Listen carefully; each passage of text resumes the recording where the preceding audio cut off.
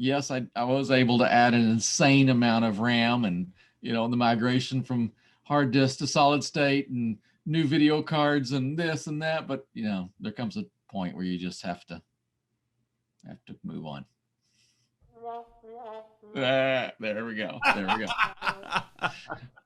Found a use for my sound effects. And back to my original point, when do you need an excuse for buying audio video equipment? You got to draw a line somewhere.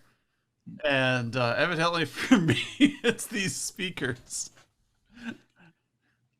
They're the last remnant of when I first started venturing into this college world and being formally educated in IT. Went from being a hobby to professional. So, all right. So we should probably get the show on the road. There we go. Stop hearing about my my speaker problems. All right. So what have we got this week? Man, I'm completely out of it. It's been a crazy week, people. Yes. Q2 is hitting in many ways. That has definitely been the theme, and we're seeing that across internal and external situations. Yeah, and like for me, the first week of the quarter usually ends up being a lot of finance and just looking back and seeing where you are, what you need to do next, and a lot of revisions. The topic for this week, however, is to talk about fiscal year budget cycle customers. And some of you are like, what is that? And other of you are like, yes, we live and eat and breathe those people. So not everybody starts their fiscal year in January, like sane human beings. Some of them have to start in October. And so usually what that means, having worked in that field for a while, it means that March, April, you're putting in your budget, projections are getting approved by boards. And by June, you have your approved budget that you can start running with. And officially in October, they go live. But by then, most of us don't care. We just have our approved budget we're just running with. So what does it mean for you as MSPs is that if you have a government-related client, there now is the time to pitch them projects. If you need to pitch a big project or you need to pitch an upgrade in service, this month is when you need to do it. Not in the fall, but in the spring. And it's just something that I have seen overlooked by a lot of people. And having worked in the IT industry and having worked in government and pseudo-government entities, it's just crazy that we always get these big pushes in the fall. I'm like, I already got my budget for the year. I'm not signing on for anything new. But I'll keep it in mind next spring. That's it. And so this is another important aspect to go through is for those clients that are on a fiscal year budget, you have to do items. For all of your other clients, you need to go and ask them, what is your budget cycle? And you're going to probably turn up some surprises. I mean, you may have some folks that run from a July 1st cycle around, and you might not have known that. What is the specific dates for your education customers? Are they following a course or I'm just calling the break? It's been a long day. A semester cycle. 4 years, or are they following a calendar cycle? I mean, now is the time to identify that for all of your clients, not just the ones that are on the fiscal cycle. Yeah, and establishing that is going to make all of your budget meetings so much easier. And that's a great point, Skip, because I don't think we have any foreigns on right now, but no, and no. Okay. Yeah. The people overseas and up in Canada are like, what the heck are you talking about? That's true. But here in the United States, the fiscal years are very interesting. You have calendar or fiscal, and pretty much everybody follows those. Now, foreign wise, people follow various calendars. They might define their own budget year. They might go by some craziness in their country. I am not familiar with every country's financial policies, just the United States. So getting to know how people do their budget cycles around you is key. And so we used to be in the corporate IT. I used to know hold off on purchases until like end of quarters, for instance, so I could get decent sales. Um, but the end of year sales always happened, and I tried to. Oh, there's a foreign person.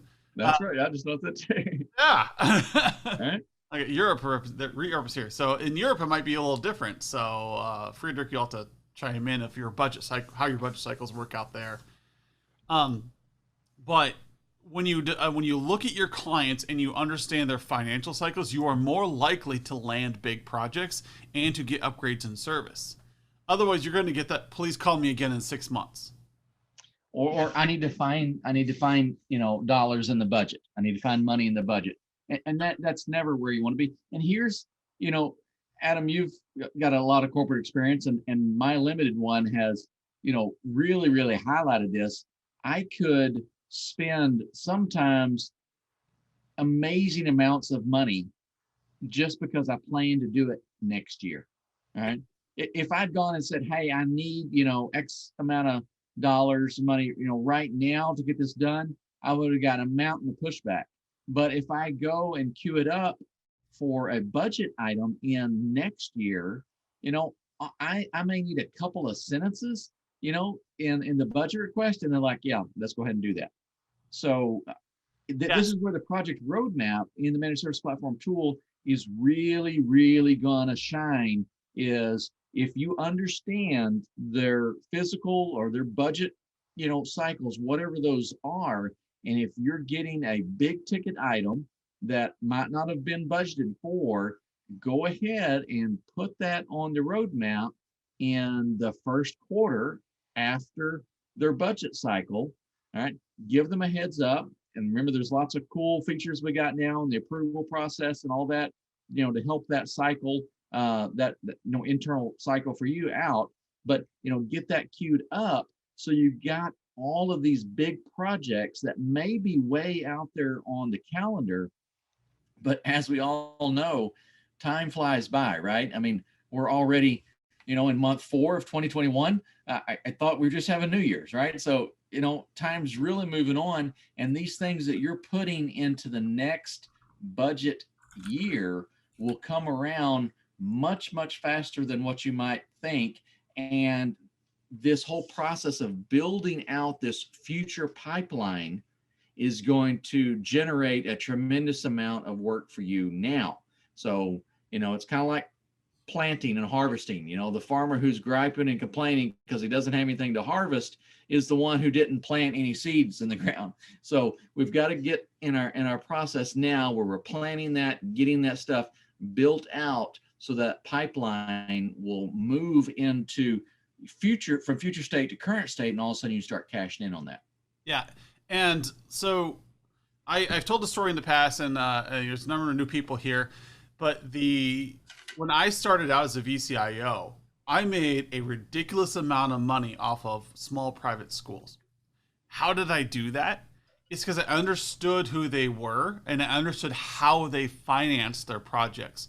So I routinely took schools that would spend $1,500 a month, and I would turn them into $8,500 a month clients for another MSP. I was just an advisor. And the way I was able to do that was be able to change the narrative on, one, we ran through architecture audits and service audits. I said, whoa, the reason you're having so much problem in the classroom is because you're not keeping up to date on your technology. You've got a massive amount of tech debt here. And if we can get rid of that, we can streamline processes. And then, hey, you know what? You have a grant cycle coming up. Let's get this on as a grant, and then I'll pre-fund you guys, and you guys can see how this is going to help you. And so instead of asking them for money just off the bat, I would line it up with their budget requests because I was intimately familiar with these principles and what they were doing. And they would go out and do their grants in March, and then they would get approved. And then by the next year, so like if you started in 2016, You got approved in March, and then in 2017, you bam landed extra $7,000 out of an existing client a month. So Yep. it's all about lining up and understanding the finances of your clients. You don't need to know how much money they have. You just need to know what cycle they're on and how they get money. So, for instance, nonprofits, it is easier for them to find $100,000 than it is for them to find $5,000 a month, Yeah. because they work off of grants. And so they have to think ahead. They're going to think, hey, in 2 years, let's do a fundraiser. Let's include this in our fundraiser. Let's make this our big ask for 2022 from our donors. For schools, you have fundraisers. You have a lot of E-rate stuff. So those of you who are into E-rate, you can go out and get that. But if you know when they're submitting that stuff, so E-rate, for instance, happens in January. If you know when that stuff needs to happen, actually it happens in November, December, and then the implementation happens in January. If you know when it's going to happen, you can net a lot of cash, because with E-rate, for instance, in schools, they will subsidize like 60 to 90% of a networking project. And that's cash that the school doesn't pay that you get in your back pocket. And so you just got to make sure you're pitching at the right time. If you pitch schools and you pitch fiscal year people today, you're going to see them start to integrate the ideas into their budgets. Don't say, hey, you need to buy now, the hard sell. Right. Think, Right. hey, if I get this in now, next year when they run through their grant cycle, I can be included. And now you just made a 6-figure project out of a client that may be only paying you $500 a month. Yep. And so make sure you learn about the clients. And that's part of the service audit cycle here, is that you're learning about what your client needs. Who is your client? So you spent all last quarter building up the architecture audits and auditing all of them, so you have a baseline of what technology they're running. Now you're discovering how are they using it and how can you support them. And so within this quarter, I think it's so next week we'll be classifying customers, and that's a Skip's dog and pony show. He loves talking that stuff. But by May, we're going to go through a gap analysis so that when you do your second quarter QBRs, you're going to have a fully loaded project schedule that's going to have justifications in it for why should they move from 24-hour service to 8x5. And then could they move that cash into managed PCs? And so you're going to have these narratives ready to go so that maybe your client doesn't buy today, but you started the ask so that you in December or October could get in. So if it's a fiscal year customer and you ask by May, if you ask by May, you should be able to get into the fiscal year budgets. If you are with a calendar year budget, you're going to say, okay, I'm going to pitch this now. And that way, when we hit our QBRs every quarter, this is going to stay on there on the roadmap. And then when they do their asks in November for budgets, they're already prepared for it. They're already mentally sold on this big idea. That is really it. I mean, we have a hard time making the sale if there are no dollars for it. And here's the easy part about it. To put something on a budget, your client doesn't have to spend any money. They've just created a budget item for it. And so when you get to that time where now we need to do the sale, they've already got the money. So they don't have to go through the work of finding the money within their budget to buy this, so that it's a two-step sales process. Convince them they need it, and then convince them they need to go find money within their budget to find it. Now, if we've got it on the calendar, we've got a budget item out there, they don't have to find the money. And if we got them to create a budget item for it, we're 90% the way to convincing them they need it. So it becomes a really, simpler sales process.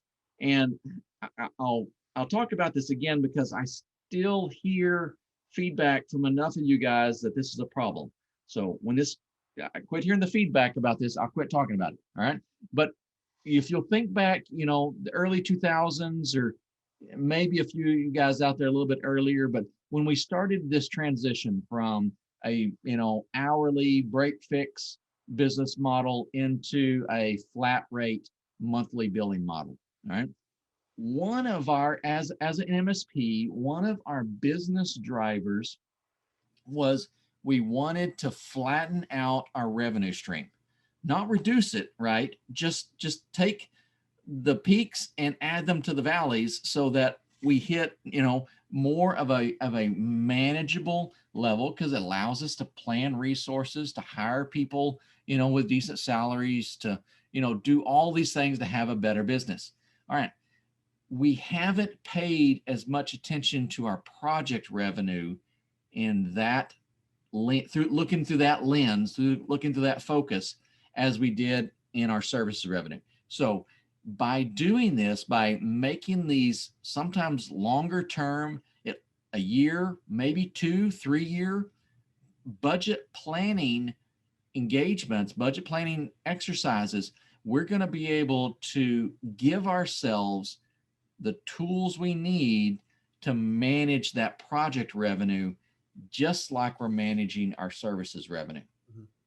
So again, until you guys quit telling me that you're having these huge spikes where you're busy crazy with all your project one engineers, and the next one you got 3 guys that are playing Call of Duty all day long, right? Until that goes away. Only person who does not play that game. I don't either. Everybody else seems to. I know. But you're right. The idea is that you need, if you want to even this out, you got to get used to your customers' schedules, but also there's a reason why we're running down this playlist this year. So we really kicked this off in January with HIT. If you run through this playlist with us, you're going to schedule out activities rather than try to get them all done at once. So first quarter is architecture audits, second quarter is service audits, third quarter is risk audits, fourth quarter is strategy. We hit strategy in fourth quarter because that's the majority of people's budget cycles. But if you continually follow this roadmap and you develop one of your own, you'll find that this naturally starts to even out. You don't have to be deliberate about it. It just naturally starts to happen because you have a cadence to what you're doing, and you're starting to be more deliberate about your projects. And because of that, you're going to have a much smoother operating environment. Now, some of you are industry specific, so you're never going to get rid of the peaks and valleys. Summer is always going to be busy for you if you're education focused.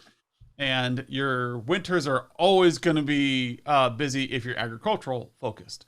These are different industries that have different cadences. And we've talked about that before. If you listen to our podcast, we talk about that actually quite a bit. We had an entire episode dedicated to it. I think it's aired. Just the seasons of IT, like how it just differs depending on where you are.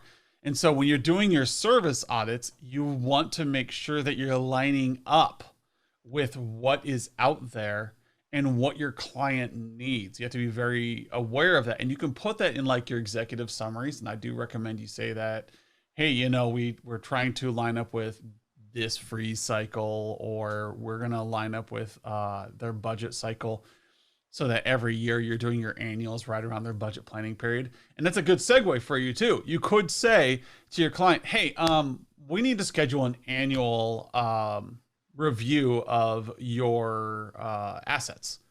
And can you just let me know when you guys start budgeting? Your smaller clients can be like, budget? What's that? Yeah. But your bigger fish are all going to have some kind of budget approval cycle. And if you get in front of them and you line up with them, then they're going to be pretty happy. Your small fish are almost always going to be on the annual cycle. Yeah. And here's the key thing. If you understand during your service audits, if you have somehow done an industry audit of your client or some kind of getting to know you session, their budgets line up with their clients. That's true. So if your clients have a lot of schools, then their flood of cash comes in on the same budget cycle. And so be aware of that. And so like a flower shop, they have a flood of cash that comes in around holidays. And so that's a good time to approach them with new ideas and new projects. Same thing with restaurants. They have big cycles depending on holidays and times of year. So be aware of your clients' budget needs, be aware of their cycles, and you're going to have a lot more success in pitching your projects. And then when you plan out your QBRs, you can line up your annual session with your clients' cash flow. And that's always going to result in a win. And now, Adam, you mentioned something that is prevalent with a lot of our customers is they don't have a budget. All right. Our smaller guys are, looking at what they're going to spend next month. All right. And maybe that's it. But for, I don't know, just about every client that I can think of that I've worked with that has been in that smaller budget, when you start that smaller category, when you start talking about budgets and they go, yeah, we don't have one, but we probably should, right? They all see the value in budgeting. All right. So maybe you go in and you say, hey, I want to help you budget your IT expenses over the next year, even though they don't have a budget. You're doing something that in the back of their mind, they're going, I really need to be doing this for my whole company. At least these guys are helping me do it for my technology. All right. So you're going to be able to get into, their strategic phases, their strategic way of thinking, and deepen that relationship by going through a business exercise, not just a technical exercise. So don't discount the guys who even have no budget and talking to them about their budget cycles. Well, and that's where you become a thought leader. I mean, it's kind of like you see that person who appears to have their life much more organized than you. Like, I need to be more like them. And now you, oh, man, sorry. Now you become this trusted leader. Like, oh man, they've got their stuff together. I need to make sure that I do more business with them. And then you start becoming more of an advisor to your client because you have your stuff together. You are organized.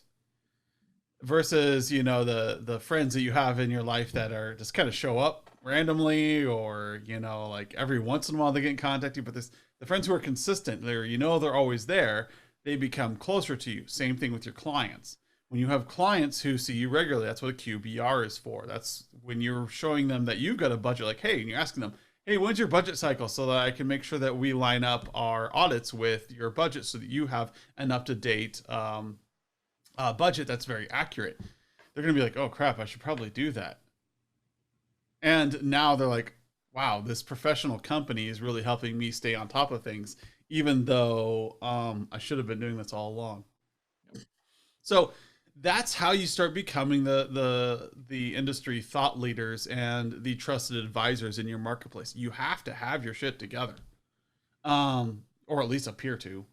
And it's not so hard to have it together if you just simply have a plan and you work the plan. Now, believe me, I understand the devil is in the details, right? And there's so much work that, can consume your life in the details, but you're going to be in a very reactive mode in those details if you don't have a plan. You may go through the same amount of work, but it's going to be proactive work versus reactive work if you at least have a plan. And that plan is going to make you look much more professional with your clients. They're going to feel better about engaging with you. They're going to see that, you've got, something organized for them, and it's not just haphazard. You're actually trying to align technology with their business needs. They're all about that. They want that. There probably isn't a business owner out there today that wouldn't spend ridiculous amounts of money on technology if they knew how it was going to help their business. And the better we can bring those business benefits in to our technology discussions, the more our customers are going to spend on technology. It's just, it's bettering their business. There's no reason why they wouldn't do that. Yeah. So again, the theme for this week is, I know we said fiscal year budget cycle customers, and the real deep down, if you haven't gotten it, if we haven't beaten you over the head with it yet, is stay on top of what your clients' cycles are so that you can line up with them. And if you do, you'll be way more successful. clients will be lining up, and you will be creating that pipeline and that project schedule in the software. If you're not using that project roadmap, please reach out to us so we can show you how to use it, because it will generate you cash. That alone will pay for the value of your subscription to MSPL. That one thing will allow you to look professional, line up your projects, and so that you can sell them to your clients in appropriate times without ever losing traction. They'll be right in front of the client every time you do a QBR, every time you do a strategic meeting with your client. That project is there. And if it's a big ask, you'll get it in their head. So when they do their budgets or their grants or their cycles, they'll have that line item for you on the year that when it comes up. Yeah, and don't put just a 1-year limit on these budget cycles. All right, think out, multiple years in advance. We got one of our clients who's made it a standard process. They've gone through all of their projects, all the major, all the major products they sell to their clients, and they have an expected life expected. Well, I can't get that out right. What's wrong? Life expectancy. Life expectancy on everything that they sell. And so part of their process is to go through, once they sell and complete a project, is to put the replacement for that out on the project roadmap. And so for some of the bigger things, like their sands, all right? So those they're putting out there at a 7-year life expectancy. So they're wheeling it out all the way to 7 years down the road and putting the mark out there, say, hey, we need to replace the sand. Now, that seems like a long way. I mean, in technical terms, are we going to get to that? I mean, it seems like the world reinvents itself between now and then. But it doesn't really matter, because the process they have built out is going to continue to pack that calendar. And so as our evolution of tools and technology progresses, we're going to run into all those things. Maybe we move it into, the MSPL 2.0 project manager, whatever that is. We're going to have all of those things out there to run into as time moves on. So don't put any short-term limits on that budget planning. Tackle the big ones, tackle the multi-year projects, because just by tackling them now, you drastically improve your chances of closing those deals. Yep. Yeah, and Mike was just messaging us that everybody has a plan until they get punched in the mouth. And that's true. And how many times have you guys had projects that got rejected? You go in there with this great idea and it gets rejected and you're like, oh, gut punch.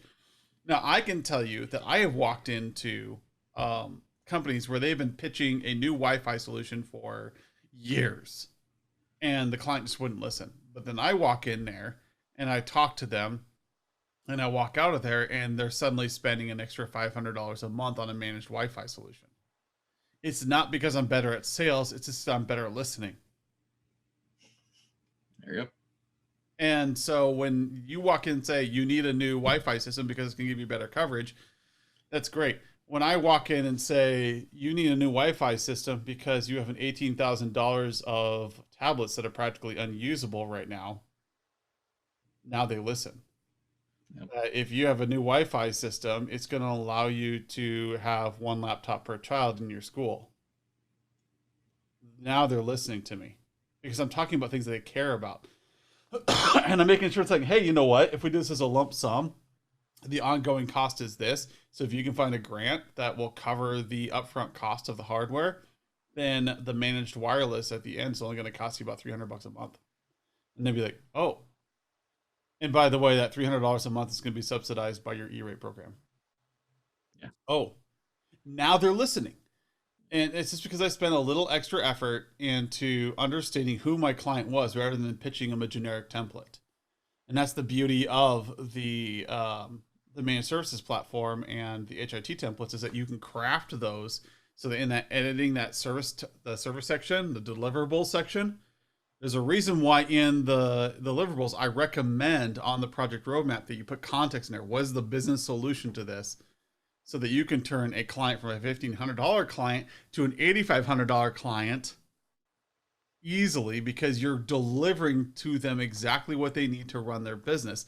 And you know what the really crazy thing about that is that upgrade from 1500 to 8500, the example I'm using that I have in my PDFs that you guys can use, that example required no extra man hours from the MSP.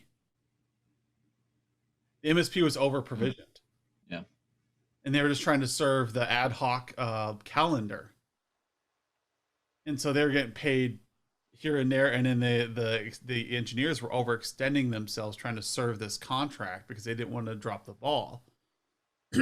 But going to the 8500, suddenly managed PCs, managed wireless, all the stuff they already kind of had, but it was actually done officially.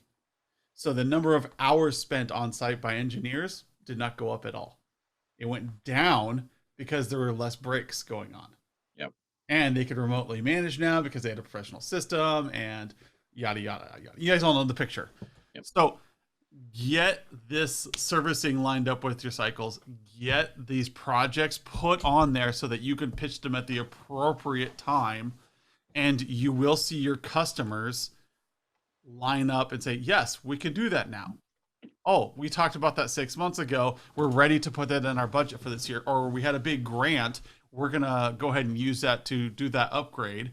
And that you talked to us about a few months ago. Because if you tell them today, that's the other secret to budget cycle customers, knowing your customer's budget cycle, is that if you got this project in front of them for upgraded wireless and they can't afford it, they're too small. But then all of a sudden somebody gets, like a nonprofit gets a grant, or they get a bunch of funding from somewhere, or a lot of people are pulling out these 7A loans that are really cheap right now, and they're funding projects with that. Your name is on top of their head. Oh yeah, I really want to get that wireless project done. Oh yeah, I really want to do that. So I help run a nonprofit, is why I bring them up a lot. And one of the things we do to get more donations and more buy-in from donors is to give them a list of things that they need to buy. And if they know that if they spend $100,000 with us, that this cabin will exist. If they spend $200,000 with us, this new thing for kids will exist for 50 years.